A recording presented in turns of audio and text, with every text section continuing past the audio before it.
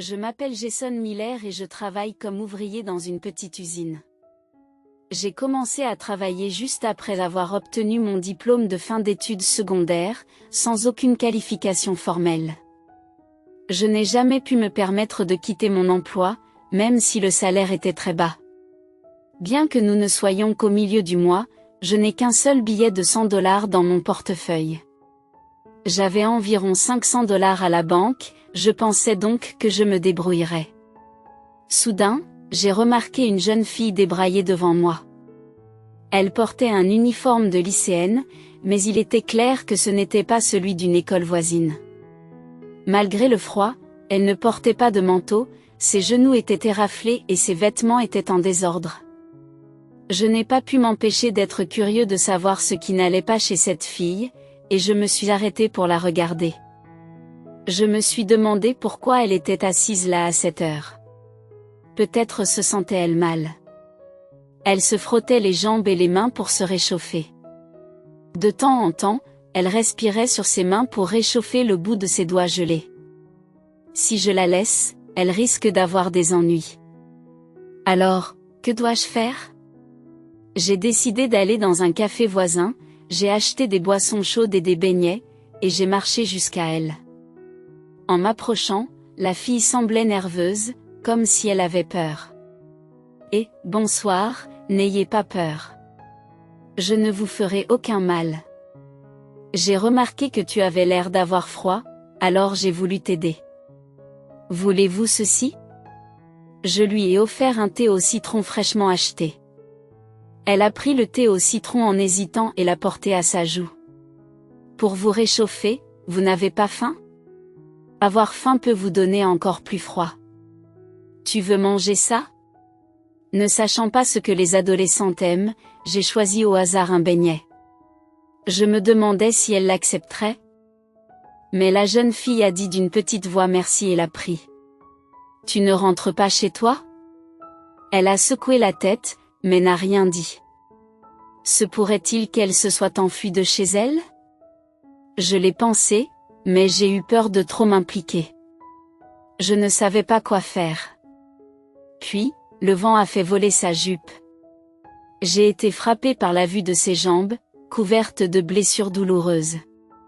Elle a rapidement baissé sa jupe pour les cacher, mais j'avais déjà vu les blessures. Quelqu'un t'a fait ça? On t'a battu ou quoi?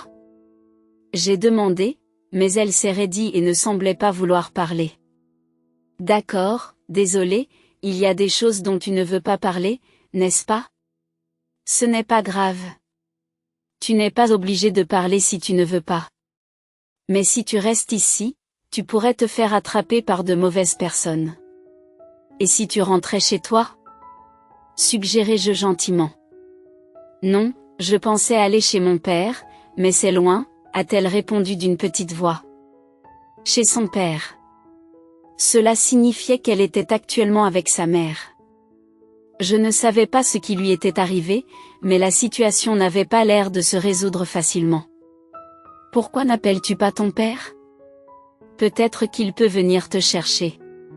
Je ne connais pas le numéro de téléphone, je n'ai même pas de portable non plus, dit-elle. J'étais surpris qu'une adolescente d'aujourd'hui n'ait pas de téléphone portable. Tu connais l'adresse? Elle acquiesce et me montre un petit bout de papier avec une adresse que je ne reconnais pas. C'est là que vous pouvez le rencontrer, a-t-elle acquiescé. Ça a l'air loin, mais je n'en suis pas sûre. En plus, il est déjà tard, en disant cela, j'ai sorti mon smartphone et j'ai cherché l'adresse. Ce qui est apparu, c'est Greenwood Group. Une entreprise de construction. J'ai peut-être noté le numéro sur un bout de papier que je lui ai rendu. Voici le numéro de téléphone que j'ai trouvé en cherchant cette adresse. Vous devriez l'appeler demain. Tu auras probablement des nouvelles de ton père. J'ai trouvé Greenwood Group, donc peut-être que ton père travaille pour une entreprise de construction. J'espère que tu pourras le voir, dit-elle avec un sourire radieux. D'accord, vous devriez rester dans un hôtel proche ce soir, je vais faire une réservation pour vous. Vous pouvez rester seul, n'est-ce pas? J'ai répondu, Je n'ai pas d'argent. Je n'avais pas beaucoup d'argent, même si j'avais un billet de 100 $ dans mon portefeuille. Il suffit peut-être de savoir que je l'ai assurée de ne pas s'inquiéter, car je pouvais la couvrir pour une nuit. Après un bain chaud et une bonne nuit de sommeil dans un lit, elle devrait appeler son père, mais comme je ne pouvais pas la rembourser, elle ne devait pas s'inquiéter. Elle devait juste espérer pouvoir rencontrer son père. Sur ce, j'ai fait une réservation dans un hôtel voisin. Je l'ai emmenée là-bas, où le petit déjeuner était inclus pour 100 $. J'ai parlé au personnel de l'hôtel et lui ai remis l'argent. Je leur ai également demandé de l'autoriser à passer un appel téléphonique dans la matinée, puis je me suis séparée d'elle. J'avais l'impression d'avoir fait une bonne action. Mon portefeuille était vide, mais le fait d'avoir pu aider cette fille m'a fait du bien. Quelques jours plus tard, alors que je rentrais chez moi, j'ai reçu un appel du directeur de l'usine, Smith. C'était la première fois que le directeur m'appelait depuis que j'avais commencé à travailler à l'usine. Je suis entrée dans son bureau d'un air nerveux. L'homme à l'intérieur était vêtu d'un costume coûteux, ce qui était inattendu pour le directeur d'une petite usine. Cela m'a semblé étrange. « Vous vous appelez Jason ? » ?»« Oui, monsieur. C'est Jason Miller. »« Vous n'avez plus besoin de venir ici, je suis désolé. » »« Qu'est-ce que ça veut dire ? Est-ce que ça veut dire que je suis viré ? » J'ai été surpris par ce licenciement soudain et on m'a dit de faire mes valises et de partir. « Excusez-moi, pouvez-vous me dire pourquoi je suis renvoyé ? Je ne me souviens pas avoir fait quoi que ce soit de mal. Nous ne voulons pas des merdeurs comme vous dans notre entreprise. Cela n'a pas de sens. Qu'est-ce qui fait de moi un fauteur de troubles ? Vous avez des liens avec la mafia, n'est-ce pas ? C'est pas vrai. Ce n'est pas vrai, c'est incroyable. Je t'ai donné un travail alors que tu n'avais qu'un diplôme d'études secondaires, et maintenant tu es impliqué dans la mafia. Je n'arrive pas à y croire. Il doit y avoir une erreur. Je n'ai jamais eu affaire à la mafia et elle ne m'a jamais dérangé. Vous êtes libre d'exprimer vos pensées, mais la réalité est que la mafia enquête sur vos liens avec notre entreprise. Nous ne pouvons pas engager quelqu'un qui a ce genre d'association. Nous n'avons jamais eu l'intention d'engager un diplômé de l'enseignement secondaire. L'ancien directeur exprimait des sentiments positifs, suggérant que la motivation était suffisante, même pour des diplômés du secondaire. Toutefois, cela m'a causé de sérieux problèmes. Comprenez-moi bien, je n'ai aucun lien avec la mafia. Si je perds ce travail, comment vais-je survivre ? Il m'est indifférent que vous vous retrouviez dans une situation désespérée. Ce n'est pas mon problème. Pourquoi ne pas demander de l'aide à la mafia ? Je suis certain qu'ils vous aideront. Je n'ai vraiment aucun lien avec la mafia. Il doit y avoir un malentendu. Ne me licenciez pas, s'il vous plaît. Non, la décision est définitive. Nous ne voulons pas d'individus aux affiliations douteuses dans notre petite usine. À l'avenir, veuillez vous abstenir de faire de fausses déclarations. Je ne suis pas malhonnête. Je n'ai jamais fréquenté de tels individus. Vous fréquentiez des fauteurs de troubles au lycée ? Est-ce le genre de personnes que vous voulez fréquenter ? Je suis désolé, Monsieur Smith, mais j'ai été honnête avec vous. Veuillez partir. J'ai demandé au bureau de vous indemniser pour aujourd'hui. Je ne veux pas que vous reveniez dans notre entreprise, et je l'ai dit clairement à plusieurs reprises. Je crois qu'il y a eu un malentendu, mais il a refusé d'écouter. Il m'a regardé comme si je ne valais rien et a fait un geste vers la porte en disant « C'est tout ce que vous avez à dire ? J'ai entendu votre explication et c'est suffisant. Maintenant, partez, s'il vous plaît. J'ai du travail à faire. » J'ai compris que c'était la fin. J'ai reçu une petite enveloppe au bureau, qui contenait mon dernier salaire de l'entreprise à laquelle j'avais consacré 15 années de dur labeur. Cela m'a semblé tellement insignifiant de tout arrêter avec cette petite enveloppe. Lorsque j'ai fait mes adieux à mes collègues, ils ont exprimé leur incrédulité en disant « Pourquoi pars-tu si soudainement ?» C'est absurde. Malgré leurs regrets, mon départ n'a pas modifié la décision du directeur. Personne ne voulait lui faire part de ses sentiments par peur d'être licencié à son tour. En quittant l'entreprise où j'avais travaillé pendant 15 ans, je me suis demandé ce que j'allais faire ensuite. J'ai été soudainement licencié et tout ce que j'avais, c'était une mince enveloppe. J'espérais trouver un autre emploi avant que l'argent ne s'épuise. Alors que je marchais, j'ai remarqué qu'une voiture noire s'arrêtait à proximité. J'ai levé les yeux et j'ai vu qu'il s'agissait d'une voiture de luxe. J'ai supposé qu'elle appartenait à une personne importante en visite à l'usine et j'ai pensé qu'elle devrait se dépêcher de monter à bord. Le conducteur, qui portait des gants, est descendu de son siège et a ouvert respectueusement la portière arrière. Un homme vêtu d'un costume de luxe et une jeune fille sortent de la voiture.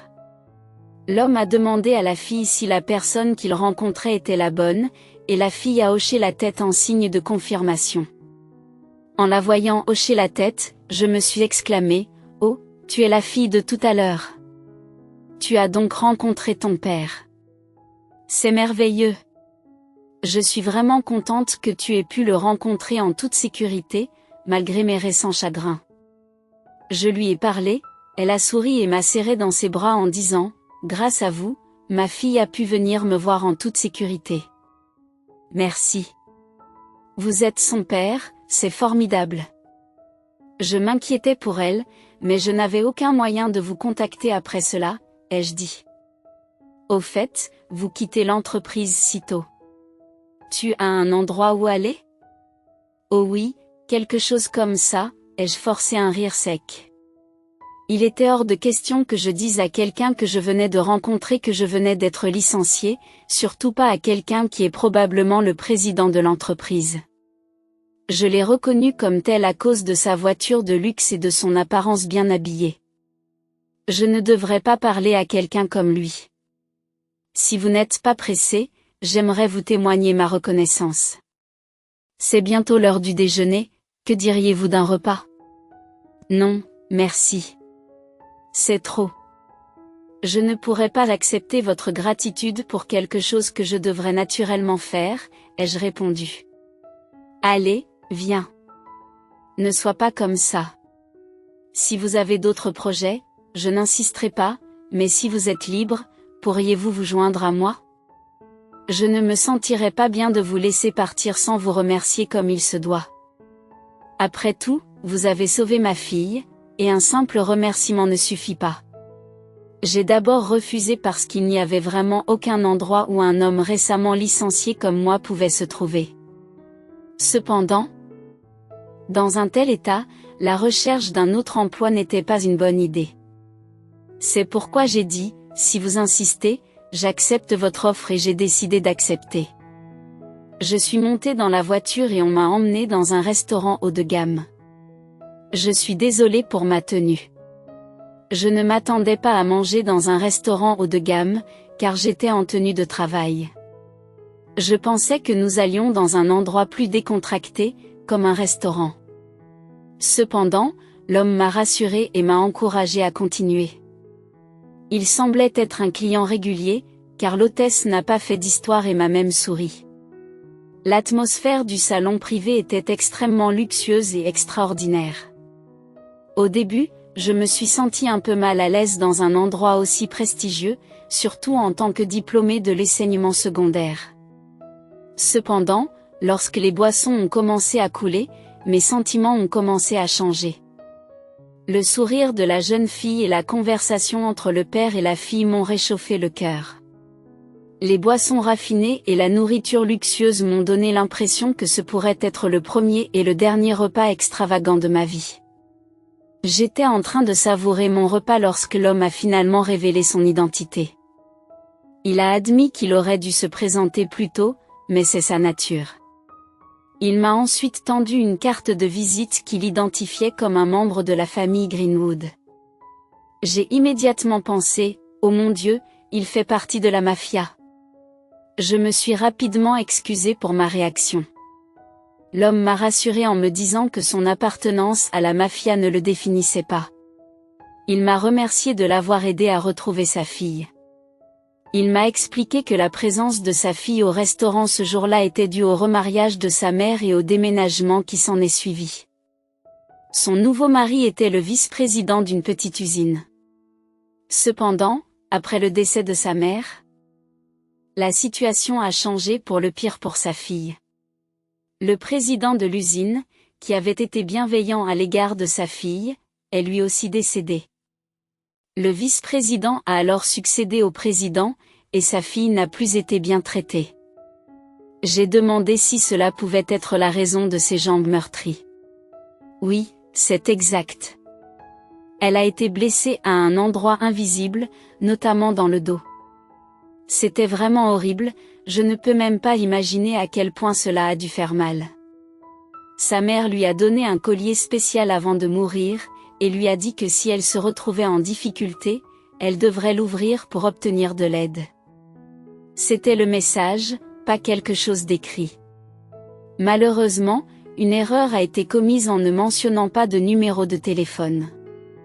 Elle essayait désespérément de me localiser, mais étant donné qu'elle est lycéenne, c'était un long chemin à parcourir seule. Son portefeuille était vide, et si les choses avaient continué ainsi, elle aurait pu finir par mourir de froid. Telle était la situation. J'ai pensé qu'il devait y avoir des circonstances atténuantes. Quant au nouveau mari de sa mère, je ne peux pas lui pardonner. Il lui a fait subir tant de choses. J'ai juré de me venger. Oh, ça ne sonne pas bien pour un membre de la mafia de dire de telles choses, n'est-ce pas? Je comprends votre inquiétude de quitter le travail à une heure aussi tardive. Il semble que quelque chose ait dû se produire.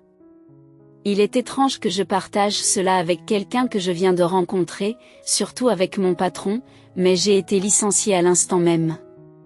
La raison de mon licenciement était une fausse accusation d'avoir des liens avec des groupes antisociaux.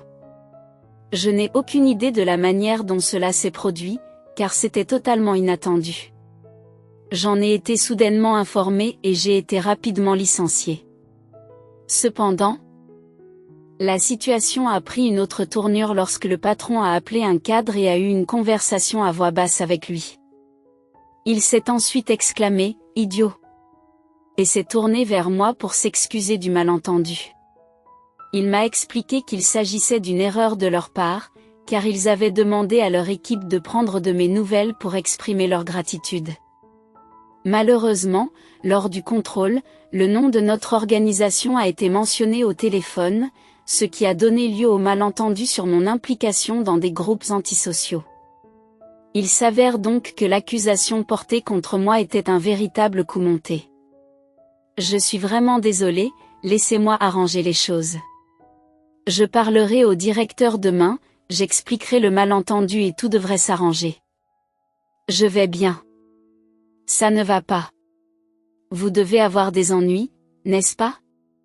Oui, il serait malhonnête de dire que je n'ai pas de problème, mais retourner travailler sous les ordres d'un tel directeur ne serait que la même histoire. Je ne veux pas travailler sous les ordres de quelqu'un qui ne fait pas confiance à ses employés. Je vois, vous avez donc prévu autre chose? Non, malheureusement. Je n'ai absolument rien honnêtement si je ne trouve rien d'ici la fin du mois, je suis dans une mauvaise passe, mais quand même je pense à rester ferme comme un homme bon sur vous dans ce cas. Que diriez-vous que je vous présente une entreprise dirigée par une de mes connaissances? Ils ne sont pas impliqués avec la mafia ou quoi que ce soit, je pense que mon ami vous apprécierait, non c'est, d'accord. Je veux vraiment profiter de cette offre. Je suis impatient de saisir cette opportunité, mais j'hésite. L'autre partie est liée à la mafia, même si elle le nie. Puis-je lui faire entièrement confiance? Si vous avez besoin d'aide, appelez le numéro de ma carte. Le patron a dit cela en riant, mais un mois plus tard, j'ai eu besoin de son aide. J'avais beau passer des entretiens d'embauche. Je ne trouvais pas de travail. Je pensais devoir me contenter d'un travail à temps partiel. J'ai envie de boire un verre, mais je n'ai personne avec qui boire. Pourriez-vous vous joindre à moi? Ne vous inquiétez pas pour l'argent. Je vous demande juste de la compagnie. Le patron a fait en sorte de m'inviter d'une manière qui ne me gênait pas, même s'il était membre de la mafia. J'ai été surpris de trouver une telle personne et j'ai décidé d'accepter l'invitation au bar. Vous ne semblez pas très exigeant. Ce n'est pas vrai. Je vous propose de sortir et vous préférez un bar à un restaurant chic. Je n'ai jamais été dans un restaurant chic. Honnêtement, cela m'agite. Je me sens plus à l'aise dans un bar décontracté. Je crois que je n'ai pas été très prévenant, pas du tout, en tenant une chope de bière. J'ai dit que je prenais ça, merci, et j'ai bu la bière rapidement. As-tu déjà trouvé un emploi, bien que tu sois diplômé de l'enseignement secondaire? Cela semble assez difficile. J'ai postulé auprès de plusieurs entreprises, mais je n'ai pas eu de chance. C'est une chance. Désolé, oui, je réfléchissais. Pourriez-vous m'aider un instant? J'ai eu l'impression que mon cœur avait sauté un battement lorsqu'il m'a posé la question, comme si la mafia me demandait de lui donner un coup de main. Je ne pouvais pas m'empêcher de penser à quelque chose de bien. Il a continué à parler, mec. Comment pourrais-je refuser? Après avoir entendu sa proposition, il semblait comprendre ma réticence, car sa proposition était loin de ce que j'avais imaginé. Même si je fais partie de la mafia, cela ne veut pas dire que nous ne faisons que de mauvaises choses. Je suis déterminé à obtenir justice pour l'homme qui a maltraité ma fille, justice. Depuis un mois, j'enquête sur la personne responsable des actes horribles qu'elle a subis. Il s'avère que c'est le directeur de l'entreprise où tu travaillais. Il est le directeur de l'usine. Contrairement à l'ancien directeur qui était pratique, portait des vêtements de travail et s'impliquait activement sur le terrain, cet homme porte des costumes coûteux et ne met jamais les pieds dans l'usine. Il réside dans un quartier résidentiel luxueux, à plus d'1 heure de route. Cela explique pourquoi il arrivait toujours en retard, faisant preuve d'un timing classique de dirigeant. Ma fille a été traitée comme sa bonne et il semble qu'elle n'ait même pas été nourrie correctement, car on l'a vue pleurer en mangeant un seul bagel. C'était vraiment si terrible. Oui, c'est vrai. Comment a-t-il pu traiter ma fille de la sorte, marmonna-t-il avec frustration en finissant sa bière. C'est pourquoi je veux absolument me venger au nom de ma fille, mais quand je parle de vengeance, je n'ai pas l'intention de faire quelque chose de mal. Je ne veux pas finir en prison et manquer de temps avec ma fille à cause de quelqu'un comme lui, alors nous allons régler cela légalement. Oui, c'est pourquoi j'ai créé une société. Elle est dans le même secteur, mais ce n'est qu'une façade. Ce que je veux vraiment faire, c'est prendre le contrôle de cette société. Oui, une prise de contrôle. Nous prenons le contrôle et nous éliminons le directeur. J'ai toutes les informations compromettantes sur lui. Il a des dettes personnelles importantes, principalement liées au jeu, et il utilise maintenant les bénéfices de l'entreprise pour couvrir ses dettes. C'est pourquoi les salaires des employés sont si bas. Ils ont diminué de manière significative après le décès de l'ancien directeur. C'est vrai, nos salaires ont fortement baissé après le décès de l'ancien directeur. C'est le plan. Vous travaillez tous pour lui. Alors je veux l'écarter de l'entreprise et créer un environnement où les employés recevront des salaires équitables. Qu'arrivera-t-il à ce directeur s'il est démis de ses fonctions? Je pense qu'il sera confronté à des difficultés financières, d'autant plus que sa femme semble l'avoir épousé pour son argent. Si elle découvre qu'il n'est plus le président, elle le quittera probablement et je veillerai à ce qu'aucune entreprise ne l'embauche. Vous pouvez le faire. Je suis le patron de Greenwood, ce genre de choses est facile pour moi. Je vous ai demandé de l'aide parce que vous avez aussi été affecté par ces actions. J'ai pensé que vous voudriez peut-être vous venger aussi. Oui, je pense que tous les employés ressentiront la même chose une fois qu'ils auront appris la nouvelle. Ils le feront probablement si tout se passe bien. J'ai l'intention de développer l'usine et j'aimerais vous offrir le poste de directeur. Vous avez une bonne compréhension du fonctionnement de l'usine, ce qui fait de vous le candidat idéal pour ce poste. Je sais que je n'ai qu'un diplôme d'études secondaires, mais dans le passé, il n'était pas rare que des diplômés de l'enseignement secondaire occupent des postes de haut niveau. Si vous n'avez pas reçu d'éducation formelle, vous pouvez compenser par votre expérience et votre travail. Votre volonté d'assumer ce rôle me conforte dans l'idée que je peux vous confier cette responsabilité. La première étape consistera à reprendre l'usine. Êtes-vous intéressé? Très bien, alors portons un toast à l'avenir de la nouvelle entreprise ce soir. De manière inattendue, je me suis retrouvé impliqué dans le plan de reprise de l'usine qui m'avait précédemment licencié.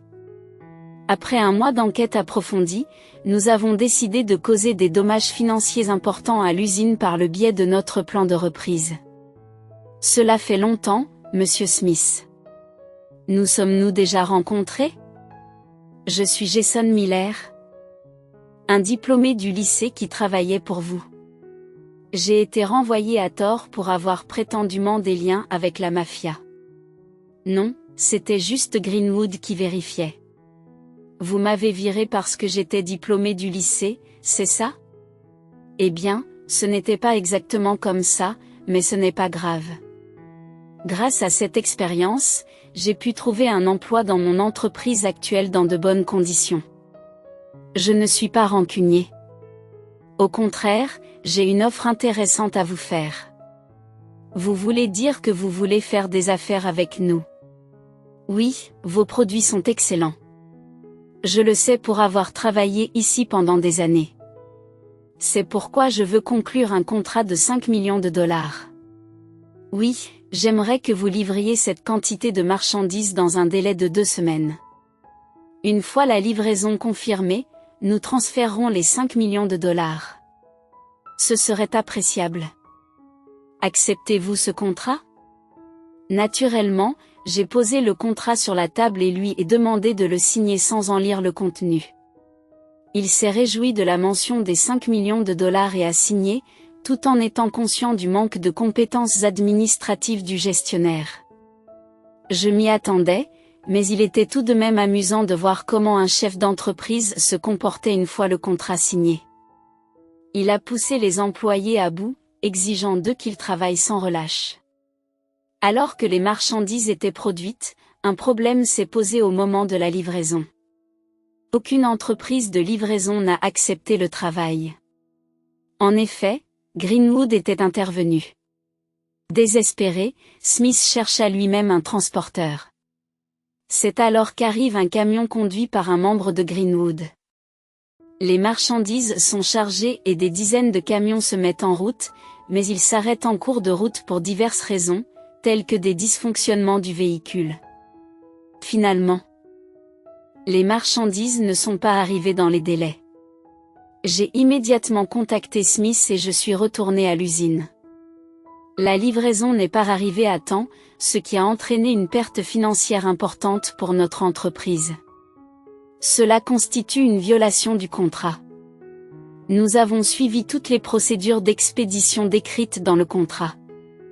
Il est clairement indiqué que si la marchandise n'arrive pas, vous êtes tenu de payer 5 millions de dollars. C'est absurde. Je n'ai pas connaissance d'une telle disposition, Monsieur Smith, que vous le sachiez ou non. Il est clairement indiqué ici que l'ignorance de la clause n'est pas une excuse. Mon entreprise ne dispose pas de 5 millions de dollars, la seule option est donc de prendre possession de l'usine, comme le stipule également le contrat. Même si le retard a été causé par le transporteur, votre entreprise est entièrement responsable conformément à l'accord que vous avez signé. Il semble que ce soit un désastre de continuer sans l'usine. Personne ne vous aidera plus à payer vos dettes personnelles. Comment l'avez-vous appris? Ce n'est pas tout, votre femme vous quittera probablement aussi. Il semble qu'elle vous ait épousé pour votre argent, et vous le saviez depuis le début et avez conclu cet accord. Je ne suis pas le seul à être en colère contre vous. C'est pour ça que c'est arrivé. Maintenant, l'usine appartient à notre société. Fais tes valises et pars, avec toutes mes dettes. Il s'est effondré, pleurant de désespoir après avoir été mis à la porte de l'usine. Il en a parlé à sa femme, lui demandant de l'aider à rembourser sa dette. Mais sa femme, qui menait jusqu'alors une vie de luxe, décide de rompre avec le directeur désormais sans le sou et lui remet les papiers du divorce. Elle lui demande impitoyablement une compensation, l'ensevelissant sous un montant de dettes inimaginable. Il s'est retrouvé dans une situation désespérée lorsque j'ai rapporté toute l'affaire au patron. Il a exprimé sa satisfaction et m'a félicité. Il ne sera plus jamais engagé par une entreprise. Il comprendra vraiment les conséquences d'une trahison. Oui, je souhaite qu'il soit confronté à de grandes difficultés maintenant. En tant que directeur de l'usine, vous dirigerez la croissance de l'entreprise dans l'intérêt des employés. Est-ce clair pour vous? Non, ce n'est pas le cas. Je n'ai pas fait ça pour moi. Je l'ai fait pour ma fille, pour vous et pour les employés qui travaillent dur à l'usine.